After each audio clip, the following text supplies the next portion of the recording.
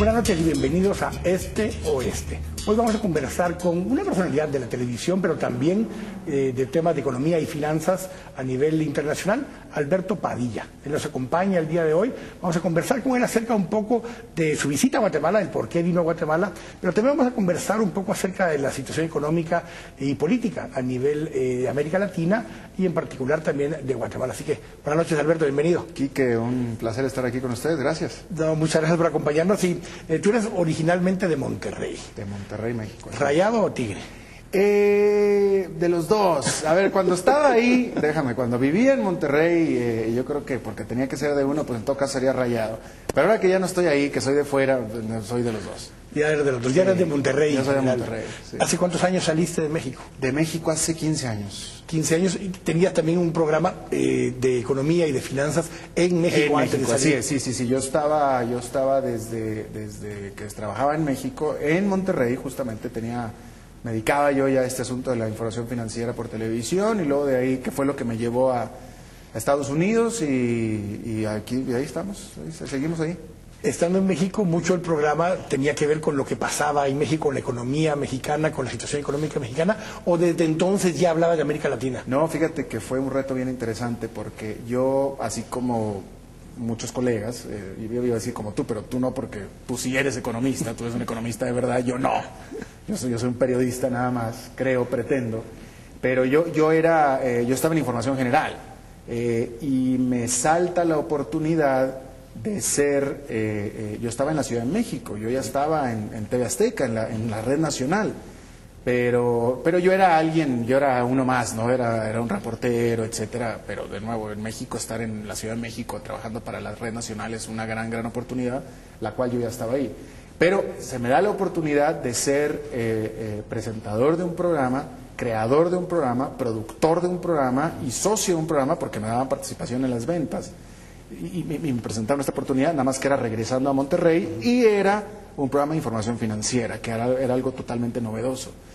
Y esto te lo explico porque yo la razón por la cual me meto a este asunto de la información financiera, porque estaba buscando la capacidad o la oportunidad de ser presentador único y principal, socio, productor. La información financiera a mí no me interesaba en lo más mínimo, yo pensé que iba a ser una cosa temporal nada más, yo lo que buscaba era la experiencia de ser productor y etcétera.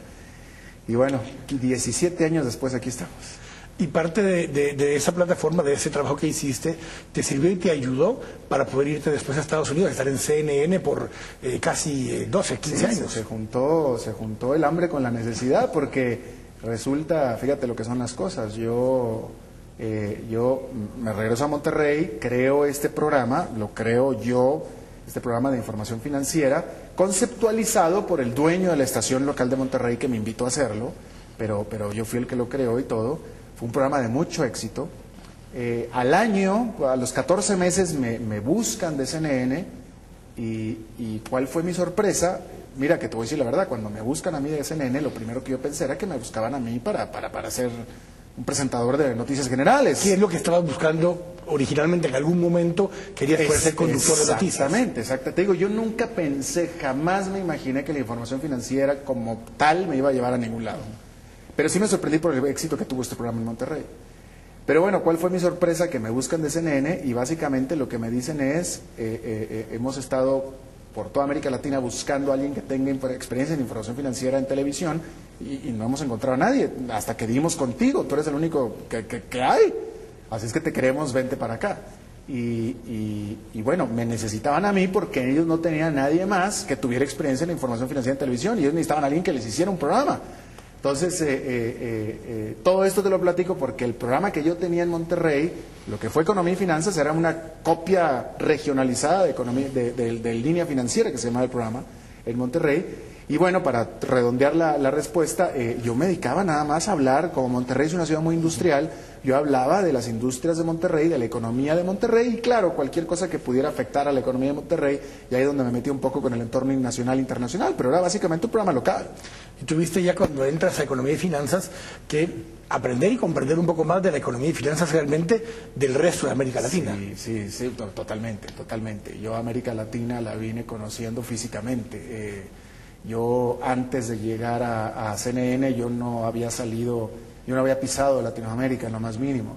y ahora 15 años después pues ya le he dado la vuelta varias veces y siéndote muy sincero, y te lo digo te va a parecer a cliché, pero te lo digo en serio, yo hoy en día, aunque soy de Monterrey y nací en Monterrey y soy mexicano, y eso así va a ser toda la vida y con mucho orgullo, pero si tú me preguntas qué soy, de dónde soy, yo te digo que soy latinoamericano, te lo digo en serio, porque incluso hay países, por ejemplo, este año he estado 2 veces en Guatemala, esta es la segunda vez que estoy en Guatemala este año, a Monterrey, mi tierra, desde Navidad que no voy. O sea, hay países que visito más que mi propia tierra, entonces, y en todos me siento como en mi casa. Te juro que si estoy aquí en Guatemala, o estoy en Guayaquil, o estoy en Bogotá, o en Buenos Aires, es como si estuviera en Monterrey. Entonces ya a fuerza me enamoré de la región y conocí bien la región y creo con todo orgullo, pero también con toda humildad, que hay poca gente, habemos pocos realmente que hemos estado expuestos tanto a América Latina y que por tanto la conocemos tanto y también.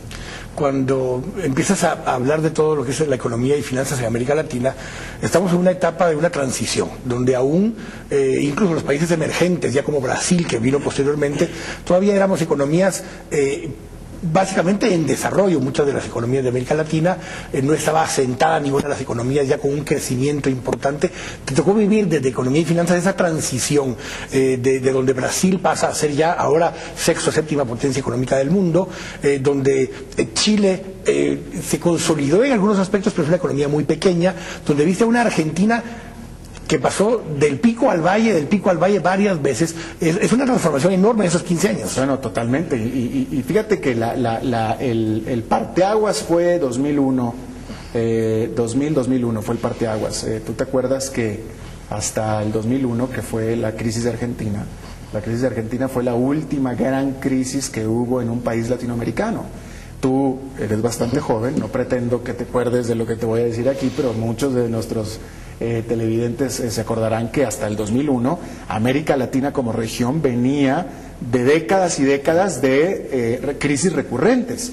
Antes de la del 2001 venía la de México del 94-95, y antes la de Perú, y antes y veníamos cada 4 o 5 años una gran macro crisis, ya sea o regional o nacional. ¿Algún país en particular? Siempre. Y a partir del 2001, que se da la última gran crisis espantosa, que es la Argentina, se tomaron reformas en América Latina que nos hacen que desde el 2001 hasta el 2012 hayamos tenido una estabilidad macroeconómica con crecimiento y sin inflación que nadie actualmente vivo lo haya vivido en América Latina jamás. Es que sí, un cambio fundamental e impresionante. Y parte de ese proceso es lo que ahora, incluso cuando volteamos a ver a Europa, o volteamos a ver al mismo Estados Unidos, se nota esa diferencia de esta estabilidad que se está generando en América Latina versus esas crisis. No, la manera en que Latinoamérica se defendió, por no decir que le dio la espalda a la crisis crediticia del 2008, es impresionante. Nosotros, imagínate, antes del 2001, una crisis como la del 2008 que hubo en Estados Unidos, lo que nos hubiera pasado en América Latina, nos hubiéramos ido en una espiral inflacionaria y de crisis económica impresionante. Y América Latina, fuera de una recesión muy pequeñita que no fue generalizada, porque no fue, se defendió impresionantemente bien. Hemos avanzado muchísimo. Vamos a ver justamente en el siguiente segmento un poco de la situación de América Latina desde el punto de vista económico, lo que eso tiene que ver con la parte política. Y vamos a ir adentrándonos un poco en algunos temas o discusiones claves que hay en este momento, que son de política y de economía ambas. El tamaño del Estado, cuán grande debe o no ser el Estado, cuánto debe intervenir o no el Estado en las economías. Europa, especialmente, es muchísimo el tamaño del Estado en las economías. Estados Unidos siempre se cree que no tanto, y sin embargo es un porcentaje importante de la economía. Pero vamos a hablar un poco de eso, de la situación de América Latina en general en este momento, para poder poner en contexto también América Central y Guatemala en particular, para hablar un poco de Guatemala. Así que vamos a primer corte. Estamos acá en Este Oeste. Volvemos en un minuto.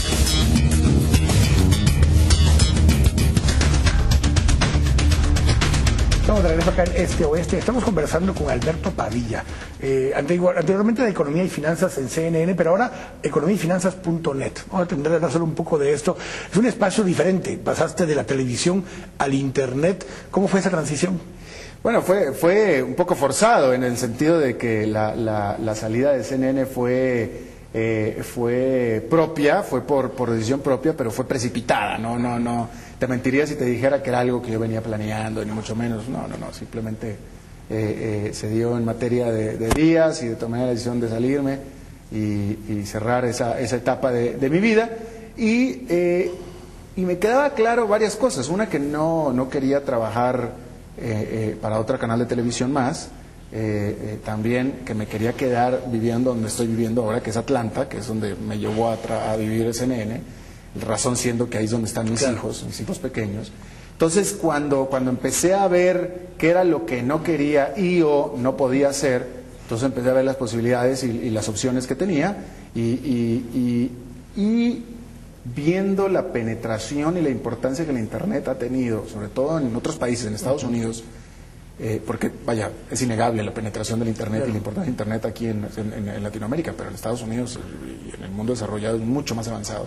Entonces determiné que era necesario sí o sí una presencia importante en Internet y de ahí sale Y que el tema tan específico que manejas, pues muchos de los que en todo caso buscan ese tipo de información, obviamente están más que conectados en Internet. Fíjate que es una manera, aparte también te voy a decir una cosa, una de las razones por las cuales decidí hacer economiafinanzas.net era porque cuando yo salgo de CNN, ese espacio que yo tenía de economía y finanzas no se llena. O sea, esa información, lo que puso CNN en el espacio de economía y finanzas no tiene nada que ver con economía y finanzas en ningún sentido. Entonces la gente lo reclamaba mucho y lo sigue reclamando. Entonces, como la gente lo que reclama es que yo vuelva a televisión, pero como no es posible porque no voy a volver a televisión, es que se me ocurre hacer economiafinanzas.net, de cuando menos para quien se conforme con... Y con segmentos como La Ventana y otras dinámicas que tienes ahí, entrevistas vía Skype y otro tipo de herramientas. Sí. Eso te permite también estar en toda América Latina sin tener que moverte mucho a veces. Exactamente. Y poder acceder a toda esta información. ¿Cómo ves la economía en América Latina en general? Tenemos cosas muy dispares, desde un México que, aunque no ha tenido los crecimientos que en su momento tuvo Brasil, muy estable, con un crecimiento bastante razonable, una inflación controlada, la verdad, en toda América Latina, pero un Brasil que venía con unos crecimientos enormes y que ahora está creciendo un poco más lento. Hablemos un poco de la región en general. A ver, lo de Brasil, yo creo que quedó claro que tú te acuerdas que a Brasil lo metían dentro de este concepto que eran los países BRIC, Brasil, Rusia, India y China. Correcto. Y todo el mundo creía, o todo el mundo creíamos que la B era de Brasil, y ahora nos damos cuenta que no era de Brasil, sino de burbuja. Entonces, evidentemente, si te pones a pensar, Brasil está en este momento en la situación en la que está porque realmente no ha hecho reformas modernizadoras de fondo, profundas, realmente no. ¿Mucho el crecimiento estuvo amarrado al gasto público en algún momento dado? No nada más gasto público, lo que pasa es que en América Latina... a ver, vamos a decirlo de esta manera. A mí me gusta usar este término. En la tierra de ciegos, el tuerto es rey. Entonces, Brasil lo que hizo es hacer el tuerto, es decir, fue un gobierno, el de Lula da Silva, un gobierno amigable a la inversión extranjera, amigable al mercado, literalmente, ligeramente. Se dio una circunstancia en la que China estaba creciendo de manera muy importante y demandando mucho los productos de materias primas de Brasil. Entonces empezó a fluir el dinero hacia Brasil, ¿no? Los dólares, que también hacia América Latina en general, pero Brasil fue un mayor receptor de esto. Y empezó a crecer a raíz de eso. Pero no fue ningún crecimiento orgánico, realmente no hicieron nada en materia de reformas como para generar ese crecimiento, ¿no? Entonces, por eso ahora está en la situación en la que ha estado. México ha crecido un poco más sólidamente. Por eso decía un poco más lento, pero un poco más sólido. Y ahora, esto nos pone en el contexto de toda América Latina. América Latina tiene una circunstancia muy, muy favorable, histórica, como estábamos diciendo hace un rato. Por primera vez en la vida tenemos casi 10 años de crecimiento sostenido, sin crisis. Nunca habíamos tenido nosotros esto. Llevamos 10 años prácticamente sin inflación, con alguna excepción. Dos países, tú lo has dicho, Venezuela, Argentina, pero fuera de eso, sin inflación. Es una situación histórica para América Latina. Eso era absolutamente... El deshacernos de las crisis y el deshacernos de la inflación era absolutamente necesario y clave. Sin embargo, nos falta la tercera pata, que es el crecimiento. El crecimiento realmente no lo hemos logrado. Sí, estamos creciendo 3-4%, pero 3-4% para un país en vías de desarrollo, para una región en vías de desarrollo, es claramente insuficiente. lo que necesita América Latina es tomar reformas, hacer reformas de fondo modernizadoras para que empecemos a crecer como estaba creciendo China, como estaba creciendo la India. Mínimo 8%, idealmente 10, 12%. Durante años, para poder realmente hacer... Pero tienes otra característica. Otra de las características de América Latina es que teníamos un crecimiento poblacional muy alto. Eso también cambió hace 15 años más o menos. El crecimiento poblacional es mucho más lento. Entonces tu crecimiento real, o sea, tu crecimiento neto, ya quitando el crecimiento de la población y el crecimiento económico real, sí ha sido positivo ya en los últimos años, porque tenemos un crecimiento de población en la región ya abajo del 2%. No, o sea, creo que estamos bien, pero no estamos suficientes. Nos hace falta todavía más, porque mi gran preocupación es el casi 50% todavía de latinoamericanos que viven todavía en la pobreza. Y 50% estamos hablando de cientos de millones de latinoamericanos que viven en la pobreza. Concentrados más en unos países que en otros. Pues bueno, Chile no tiene tanto porcentaje de pobreza, Uruguay tampoco, Costa Rica tampoco, pero la gran mayoría de los países latinoamericanos... Brasil, México, los países más grandes. Yo te estoy hablando de que son países, son gentes que viven en las lomas de cada una de nuestras ciudades, que están viendo cómo esta prosperidad que hemos tenido, porque hemos tenido prosperidad, no les ha llegado a ellos. Ellos cada vez ven más centros comerciales, ven más autos de lujo, ven más aeropuertos, más líneas de metro, pero nada más lo ven. No lo gozan, ni lo sufren, ni lo sienten. Pero justamente ese es parte del concepto. Tenemos un crecimiento macro, una estabilidad macro muy buena, pero a nivel micro, a nivel de individuos, todavía tenemos mucho por hacer en América Latina. Pues totalmente. Por eso te digo, lo que hemos logrado era absolutamente necesario lograrlo y lo hicimos. Y me siento muy orgulloso por la región al respecto, pero nos falta. Nos hemos dormido en nuestros laureles. El hecho de todo este influjo, ¿por qué? Ok, nosotros lo que logramos es deshacernos de las crisis y deshacernos de la inflación, pero el poco crecimiento que nosotros hemos tenido nos ha llegado prácticamente de importación por parte de China. Porque por el consumo. Por el consumo de China. Seguimos siendo proveedores de materia prima. Totalmente. No somos fuera de... América Latina lo único que ha hecho es exportar sus bienes raíces. Yo tengo un concepto que a mí me gusta mucho usar como mexicano en México. Emiliano Zapata, este revolucionario, él acuñó esta frase que decía: la tierra es de quien la trabaja, reclamando los derechos de los campesinos.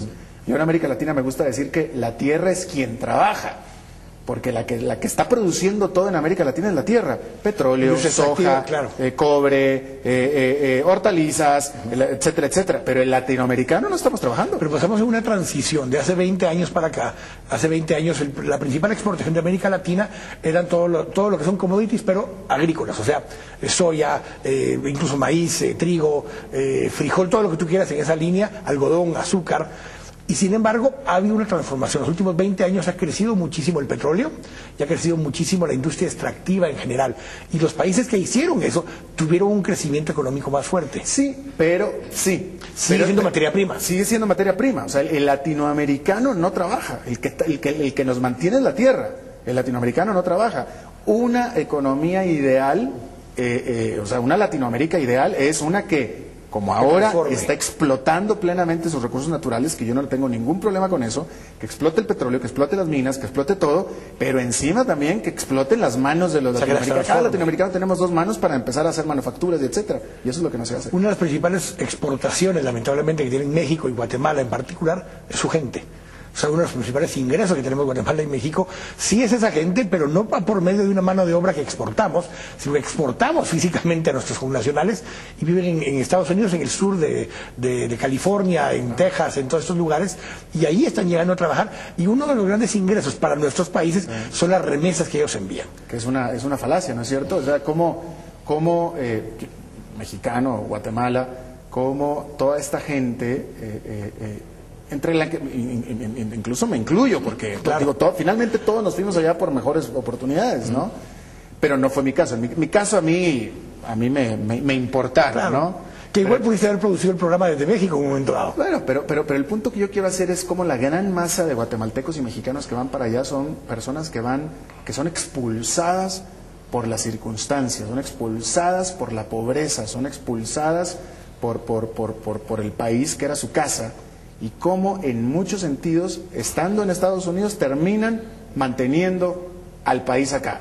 Porque la fuente de ingresos de Guatemala por parte de remesas, como de México, es clave, es fundamental. Ese es un buen punto el que trajiste.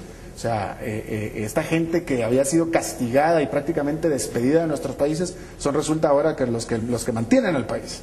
Y tenemos casos muy puntuales nosotros aquí en Guatemala, y por eso vamos a hablar mucho de esto en el siguiente segmento. Muchachos como un joven que se llama Marco Andrés Antil, de una población muy pequeña, muy rural en Huehuetenango, que a los 15 años sigue a sus papás a Estados Unidos, termina el high school en Estados Unidos, estudia ciencias de la computación en Estados Unidos y hoy montó una empresa de desarrollo de software desde San Diego, y es una persona que es canjobal, o sea, una población indígena en un área muy rural de Guatemala, y ahora él contrata guatemaltecos, muchos de ellos, para que le ayuden a desarrollar el software. Esas oportunidades que tuvo en Estados Unidos este joven de 15 años, él mismo lo decía en varias entrevistas, hubiera terminado siendo un trabajador agrícola en las montañas de Guatemala. Exactamente. Y es un ejemplo de que el latinoamericano, o sea, lo único que necesita es el terreno fértil, vamos a poner esos términos, para poder trabajar. O sea, porque es cierto, en México también se repite lo mismo. Hay gente que no tiene ni siquiera educación y que son millonarios. ¿Por qué? Porque están en una economía propicia y propensa a la creación de empresas, que eso es lo que nos falta en América Latina. Y tengo que ir al corto, pero justamente vamos a hablar de eso. O sea, el ENADE, que es para el evento para el que viniste invitado esta semana, justamente parte del eslogan, el mensaje es: démosle chance a Guate. Chance, en doble término, un término muy chapín, muy guatemalteco. Chance es trabajo, pero chance también es oportunidad. Vamos a ir al corte y vamos a hablar justamente de ese tema. Estamos acá en Este Oeste. Luego estamos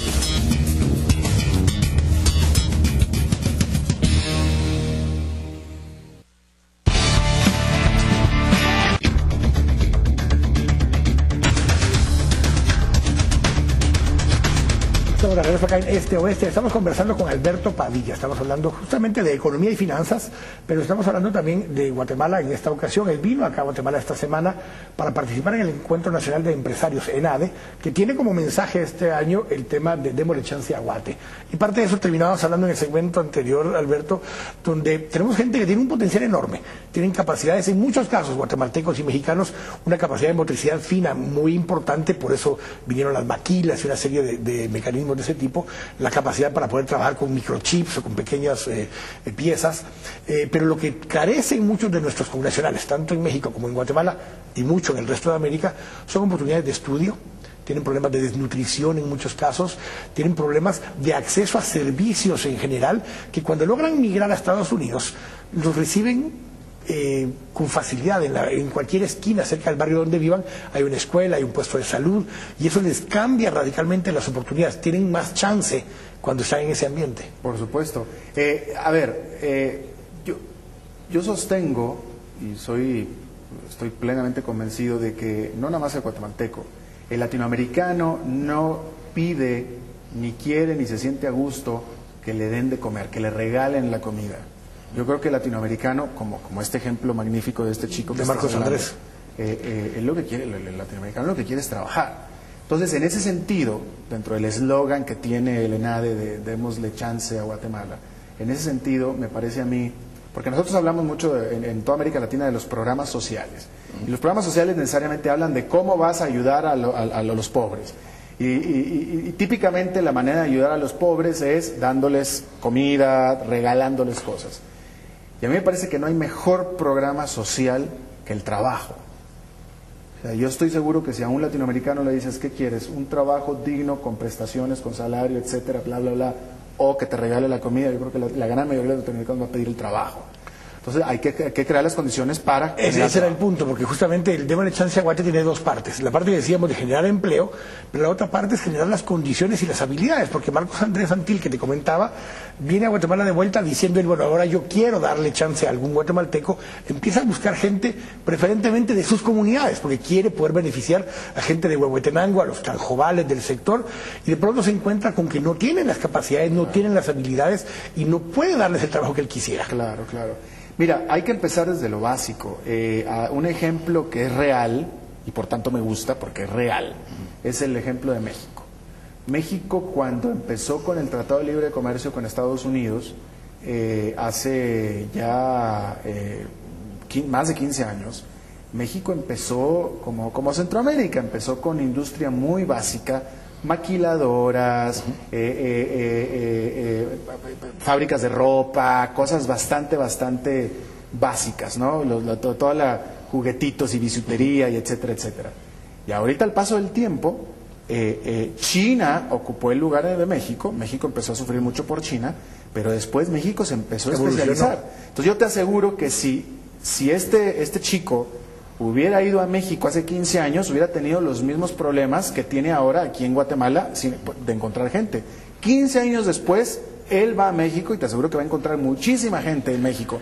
Hewlett Packard tiene una planta en Guadalajara. Incluso, hablando de este tema justamente, el precio de la mano de obra China, hoy por hoy ya casi está llegando a los niveles del precio de la mano de obra mexicana. A pesar de que la mano de obra mexicana está mucho más calificada ya está otra vez a los niveles de precios para poder competir con China. Y volviendo con el concepto, no sé si tú te acuerdas, tú eres muy joven de nuevo, pero antes de China, si tú te acuerdas, ¿perdón? ¿Corea? No, y Japón. Bueno, claro. ¿Tú te acuerdas todos los juguetitos y todas las cositas que habían en Made in Japan? Todo lo que era Made in Japan era incluso lo barato. Era lo barato, ¿te acuerdas? Bueno, y ahora mira Japón. Ahora Japón produce autos. Y en medio de los dos se pasó Corea. Porque También, Corea reemplazó mucho a Japón en esa capacidad productiva. Entonces, por eso Guatemala y los países en vías de desarrollo es como deben de empezar, por lo básico, por lo fácil, por lo que todos los países desarrollados en su momento, como México, tenía mano de obra con muchas ganas, pero poco capacitada. Bueno, esa es a la que le das los trabajos más básicos. Y esa mano de obra empieza a capacitarse. Un trabajador que trabaja durante un tiempo empezando a hacer cositas fáciles, después ya agarra la habilidad para poder progresar a hacer cosas más elaboradas, y etcétera, y así es como empiezas a crear. Ahora, muchos de estos programas sociales empezaron con una modalidad más reciente. De hecho, empezaron en México originalmente. Muchos le dan todo el crédito a Lula e incluso a Enríquez Cardoso antes de Lula con los temas de las transferencias condicionadas en efectivo. Pero uno de los primeros lugares donde se llevaron a cabo programas de este tipo fue en México. Fue justamente en el gobierno de Vicente Fox, donde se inician algunos de esos programas, el programa Oportunidades, que lo que permitía era que mientras seguías estudiando, recibir un apoyo económico, que era un poco el dilema de que si te das el pescado o le enseñas a pescar. Acá era un poco, bueno, démosle el pescado mientras se está aprendiendo a pescar. Por eso a mí no me molesta ni me preocupa que este muchacho guatemalteco venga a Guatemala y no encuentre gente capacitada para que trabaje en su compañía de software. Lo que sí me molesta es que venga un inversionista de artículos mucho más básicos y que ni así invierta en Guatemala. Esa parte sí me molesta muchísimo, porque Guatemala debería de estar ya preparada para recibir mínimo ese tipo de inversión. Parte de este proceso que vivimos en América Latina, que especialmente enfocándonos en México y Guatemala, te da esta transición. Corea en su momento pudo haber decidido ser el mejor productor de arroz en el mundo, pero se dio cuenta que eso iba a condenar a buena parte de su población a ingresos muy bajos, aunque macroeconómicamente estuvieran estables. Esa transición tiene dos efectos. Pasas también de población rural a población urbana. México ya está en un 80% de población urbana, Guatemala está llegando al 58% de población urbana. Acabamos hace unos años de romper el límite de 50-50. Mucha de la población de América Latina se transicionó ya a vivir en áreas urbanas, que te crea otras dinámicas muy diferentes económicas, de servicios, de comercio, que no producimos cosas, pero nos vendemos cosas entre nosotros mismos. Totalmente, y sin descuidar, y también sin descuidar el campo, porque mientras menos gente vive en el campo, la tecnología te ayuda a que el campo produzca más. Pero todo es poco a poco, pero sí es un camino el cual Guatemala debería de seguir totalmente. Hay un dilema que se ha dado, especialmente lo ves en discusiones políticas económicas en Europa y en Estados Unidos. Poco lo estamos viendo en América Latina, y es la discusión entre austeridad y crecimiento, especialmente por los déficits que se han acumulado. Guatemala, América Latina en general, tiene pocos países con los niveles de endeudamiento que tienen los países europeos e mismo Estados Unidos, que los tuvimos en los 80, tuvimos unas crisis muy fuertes. Está pasando en Europa, en América Latina lo vivimos hace mucho tiempo. ¿Cómo ves esa transición y esa, no solo a nivel macroeconómico, cómo América Latina se comportó mejor, sino que la discusión que hay ahora en Europa y en Estados Unidos sobre austeridad y crecimiento? Mira, yo no soy economista, pero a mí me parece, por lo que yo puedo entender, me parece una discusión un tanto inútil, porque la historia ha demostrado, en América Latina lo vivimos muchas veces, en cada una de las crisis económicas que tuvo América Latina, o los países de América Latina, fueron Europa. Fue una repetición de Europa y por las mismas causas. Y la historia nos indica que no puedes tú crecer sin reformar, es decir, sin ajustar. Porque esa es la discusión. El problema de llegar al momento macroeconómico en el que está Europa o en el que estuvimos nosotros en América Latina cuando teníamos crisis, es que cuando estás en ese momento, cuando ya te explotó la crisis, la única salida es hacer reformas. Y el problema de esas reformas son que te hacen caer más en la crisis en el corto plazo, que eso es de lo que estamos hablando. Y ves España, ves Portugal. Entonces, obviamente causa mucho estupor, porque la gente dice, no, espérame, pues ya estamos en crisis, ¿cómo vamos a...? O sea, si ya estamos en crisis, ¿cómo nos vas a aumentar impuestos? ¿Cómo vas a reducir el gasto? ¿Cómo vas a reducir el gasto? ¿Cómo vas a reducir la plantilla del gobierno? ¿Cómo lo vas a hacer? ¿Cómo lo vas a hacer? ¿Vamos a sufrir más? Sí, vamos a sufrir más, pero no hay de otra, es que no hay de otra. O sea, esta discusión de que crecimiento o crisis... Pues, o sea, se da porque hay mucha inconformidad, porque las reformas traen más sufrimiento, pero es que no hay otra solución. ¿Cómo vas a crecer sin reformar? Es decir, ¿cómo? Pero España dice, porque España dice, no, espérame, o Grecia también dice, no, yo quiero crecer, yo crezco, nada más dame plata. Entonces el que te va a dar la plata dice, no, espérate, pues ¿cómo te va a dar plata si yo te estuve dando toda la vida, la estuviste tirando, ahora estás en estos problemas y quieres que te dé más? Pues claro que no. Entonces por eso te digo que es una discusión fútil, es una discusión inútil. Desafortunadamente no hay... Sí, que lástima, tenemos que reformar y tenemos que sufrir más para poder salir adelante. Sí, es una lástima, es una pena, pero no hay otro camino, no hay otro camino. Y un mensaje para Europa, que no creo que nos vayan a ver, pero el mensaje, y es el ejemplo de Latinoamérica, es que sí se puede. Nosotros lo hemos hecho, en América Latina lo hicimos varias veces. Y con mucho sufrimiento. Con mucho sufrimiento, con muchísimo sufrimiento. Y en esos momentos... Por eso estoy tan orgulloso de América Latina, precisamente. Pero esos momentos fue cuando surgieron justamente los programas sociales o los programas que se llamaban los compensadores sociales. Había que hacer las reformas. De hecho, América Latina hizo cambios fuertes que se atacaron siempre como los cambios neoliberales, la privatización de muchos activos, la transformación de las estructuras del Estado a estructuras a veces más pequeñas, aunque más fuertes. La participación del Estado en América Latina en la economía es relativamente bajo comparado con Europa, por ejemplo. Sí, totalmente. Por eso, o sea, una vez que pase esta inútil discusión en Europa y que tengan que hacer las reformas que van a tener que hacer y que por tanto se van a tener que sumir más en crisis todavía o en recesión, Europa, como América Latina, va a resurgir una economía, una región mucho más sólida económicamente hablando como América Latina, ¿no? Tú hablas de que hay algunos cambios todavía que están por hacerse.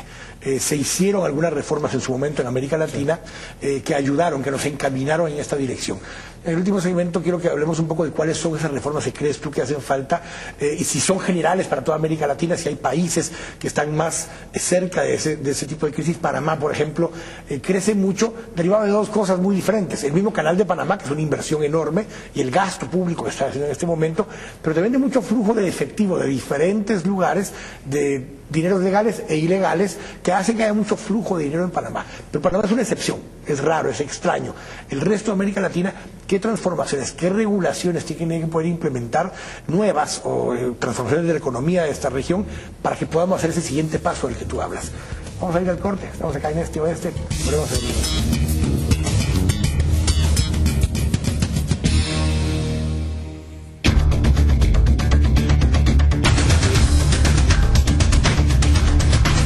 Estamos de regreso acá en Este Oeste para el último segmento de esta entrevista con Alberto Padilla, que hemos estado conversando con él. Se lo puede encontrar también todos sus análisis en economíayfinanzas.net. Ahí está ahora Alberto.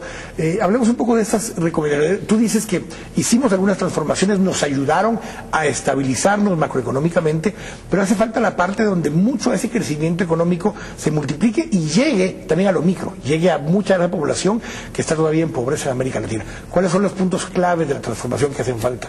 Fíjate, voy a ampliar la respuesta porque me parece que es bien fundamental y bien importante, y aquí quiero hacer un caso a favor de las reformas, porque este tema de reformas se discute no nomás en Guatemala, sino en toda América Latina, y somos muy tímidos en América Latina para tomar reformas, pero ¿cómo son las reformas las que nos han llevado a este feliz momento en el que estamos ahora? Porque sí, señores, América Latina, Guatemala está en un feliz momento, porque como estábamos hace 15 años, estamos mucho mejor en este momento que como estábamos hace 15 años, gracias a reformas.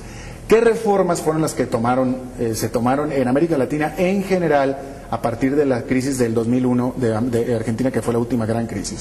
Los tres elementos así que se tomaron básicamente en conjunto fueron los países de América Latina liberaron o terminaron de liberar sus tipos de cambio, sus monedas, dejaron de pegarlos al dólar y los dejaron flotar libremente. cambiaron la composición de sus deudas, tanto los estados como las empresas y las familias, de dólares a monedas nacionales, y comenzaron a tomar medidas contracíclicas fiscales o empezaron a disciplinarse fiscalmente. Esas tres medidas, esas tres reformas que se dieron con reformas, son las que lograron que en América Latina, en Guatemala, pudiéramos deshacernos de las crisis económicas y de la inflación. Sumamente importante. Déjame hacer un paréntesis de cómo estas reformas se tomaron en toda América Latina a raíz de la crisis de Argentina, con la gran ironía de que se tomaron en toda América Latina, a excepción de Argentina. Argentina no las tomó, por eso está como está en este momento. Impresionante. Bueno, ¿y cómo es que con todo y que en América Latina tenemos esta experiencia de que reformas son las que nos han llevado a un buen momento económico, no hemos podido avanzar en reformas para poder dar el siguiente paso? Porque para dar el siguiente paso necesitamos más reformas, y ahí es donde siempre nos estamos deteniendo. Son tres elementos fundamentales que cada país desarrollado ha establecido para poder llegar al desarrollo. Con reformas encaminadas a la utilización plena de la mano de obra, que es la flexibilización de la mano de obra, flexibilizar los mercados laborales. En América Latina tenemos leyes laborales que son muy lindas, muy protectoras, muy bellas, pero que son una camisa de fuerza para la flexibilidad. Es decir, temporal, flexibilidad de horarios, cosas por poder contratar y despedir conforme el ciclo económico de la empresa así lo requiera, etcétera. Necesitamos sistemas financieros mucho más sólidos, mucho más grandes, mucho más amplios. Hemos avanzado mucho en América Latina en la solidez de nuestros sistemas financieros, y lo demostramos en la crisis del 2008. Ningún banco latinoamericano quebró con la crisis del 2008. Nuestro sistema financiero es súper sólido, pero es muy limitado. Todavía es epidémica la falta de crédito en toda América Latina para las personas. Acceder al crédito es muy difícil todavía. Entonces esa parte la necesitamos resolver. Necesitamos aumentar la participación del público en general en los mercados de valores, etcétera. Necesitamos desarrollar los sistemas financieros. Y por último, y este es un tema también sumamente importante que tiene que ver con darle chance a Guatemala, necesitamos aumentar la productividad. En América Latina somos famosamente muy poco productivos, lo estábamos diciendo hace un momento. La única que produce aquí es la tierra. Los latinoamericanos somos bastante flojos en general. Necesitamos aumentar nuestro nivel de productividad, y aquí con productividad va muy ligado a la educación. En toda América Latina somos literalmente muy mal educados porque no tenemos fuentes de educación buenas. Recurrentemente en cada una de los rankings importantes de educación superior, las universidades de América Latina, si aparecen en el fondo, pero en la mayoría de las veces no aparecen.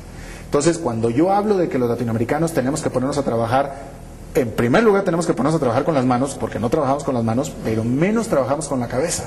No hay generación de ideas, no hay generación de... Y la poca que se da hay fuga de cerebros. Obviamente, porque aquí no, si tú tienes una gran... Imagínate que Mark Zuckerberg, el fundador de Facebook, hubiera nacido en Guatemala, o en cualquier país de América Latina, no hubiera hecho nada. Bueno, uno de los dos socios de Instagram, brasileño, y él crea... Educado allá. Por supuesto, o sea, es brasileño, pero se fue y se educó en Estados Unidos. Es el problema. O sea, porque Mark Zuckerberg, Steve Jobs pudo haber nacido aquí en Guatemala, pero si se hubiera quedado en Guatemala, desafortunadamente no hubiera podido haber hecho nada. Bueno, y tenemos casos, en Guatemala, Miguel Bonán, un matemático extraordinario que fue el que generó el concepto de catch-up, de estas siglas que tú pones ahí para poder poner el código y que para verificar si es spam o no. Es un guatemalteco, es un matemático guatemalteco que desarrolló ese modelo, y obviamente se usa ahora a nivel global para poder educado en Estados Unidos.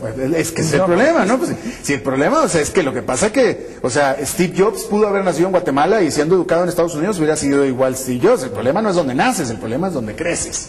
Y donde recibes la educación, donde te educas. Exacto, ese es el problema. Y parte de esa lógica, los presupuestos de América Latina en educación son aún muy pobres. Hablo en promedio, hay países que tienen mucho más inversión que otros, y los países que tienen mucho más inversión están mejor en este momento. Pero fíjate que, pero depende, es que mira, por ejemplo México tiene un presupuesto de educación gigantesco, y no es más educado que ningún otro país de América Latina.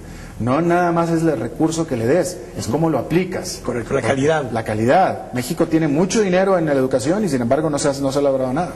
Bueno, pero tienes un magisterio que tiene ese partido político ahora. Exacto, ¿no? Exactamente. Tienen mucho poder.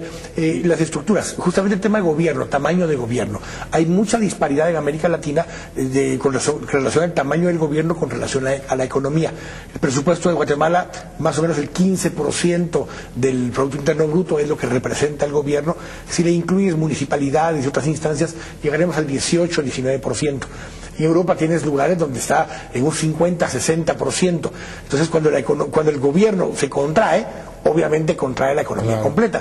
Cuando en América Latina el gobierno invierte un poco más, se siente muy poco dentro de la economía porque somos relativamente pequeños al tamaño de la economía en general. ¿Eso es bueno? ¿Eso es malo? ¿Cómo ves tú la participación del gobierno, del Estado? A ver, yo no creo en un gobierno grande, pero lo que es absolutamente básico es un gobierno fuerte como institución. Tiene que ser un gobierno sólido, un gobierno fuerte, un gobierno que establezca, que haga cumplir las leyes, un gobierno regulador. Pero tú mismo lo decías hace un momento con el tema de que América Latina somos maleducados, en un término muy amplio. Vivimos un poco bajo el concepto de la ley del atajo, o yo aquí he acuñado una frase un poco de que mientras no me cachen no hay clavo. Entonces existe la norma, pero tú encuentras mecanismos de cómo eludir la norma, y mientras no te agarren eludiendo la norma, pues no hay problema. Bueno, vivimos mucho bajo esa filosofía. Ahí es donde viene el gobierno fuerte. Ahí es donde viene el gobierno fuerte. Pero los gobiernos fuertes dependen, las instituciones fuertes dependen de que la sociedad quiera instituciones fuertes. O sea, el gobierno no puede hacerse fuerte por sí solo. No, pero te voy a decir una cosa, por ejemplo, en el caso, de la evasión fiscal.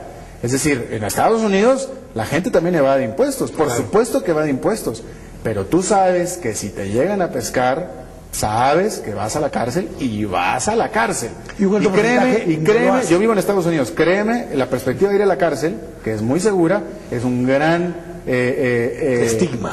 No es estigma, no, un gran... La piensas dos veces antes de evadir impuestos, es lo que te quiero decir, ¿me explico? Claro, pero mucha gente deja de evadir impuestos porque cree que no es correcto evadir impuestos. Tienes también una lógica de querer cumplir. Pero también la gente aprende a trancazos, como decimos en México, pues claro que aprende a trancazos. O sea, ¿por qué un guatemalteco se siente animado a evadir impuestos? No nada más porque es muy mañoso, porque a lo mejor es mañoso, sino porque tiene la seguridad que muy seguramente no vas a ir a la cárcel.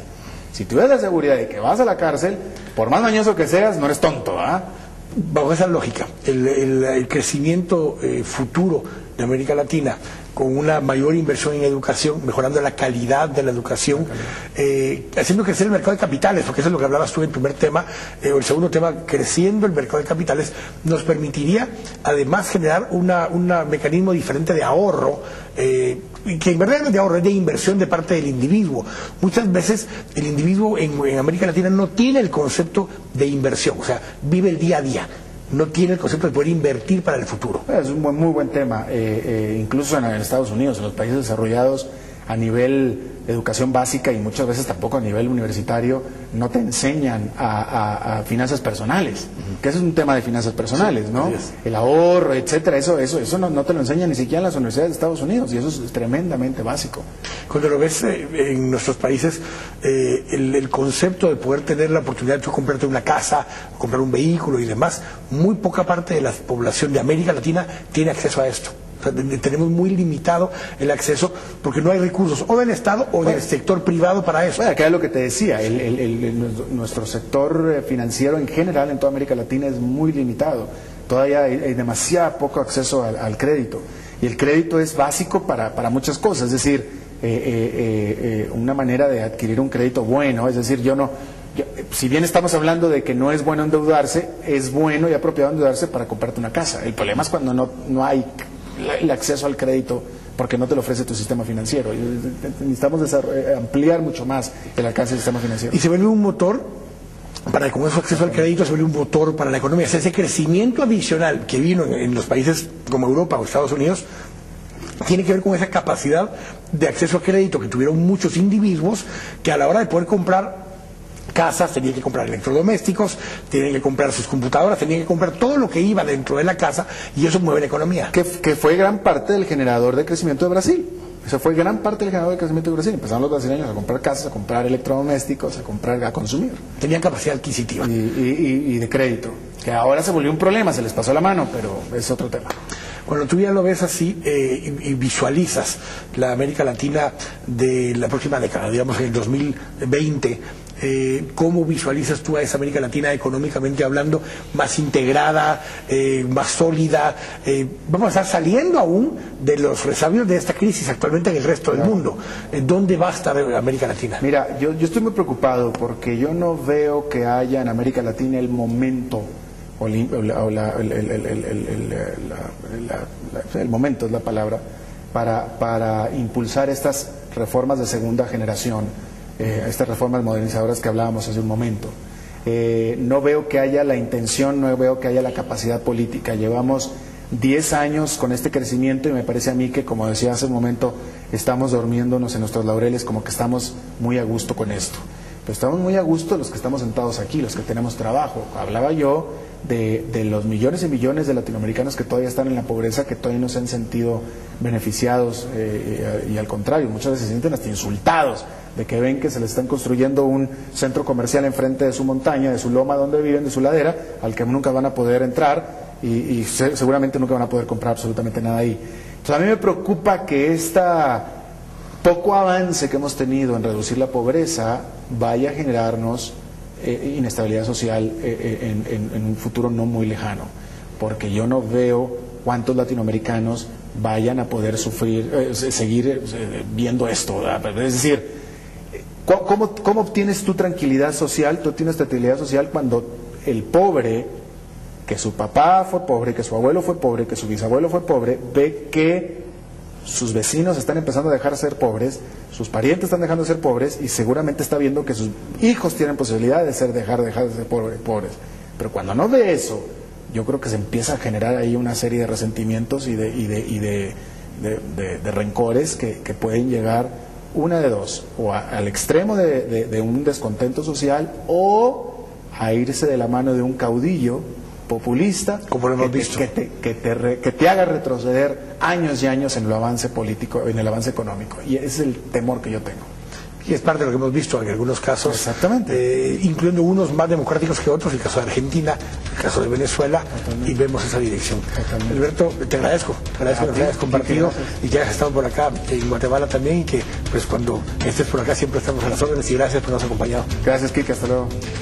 A ustedes también muchas gracias por habernos acompañado. Nos vemos nuevamente el próximo domingo acá en Este Oeste.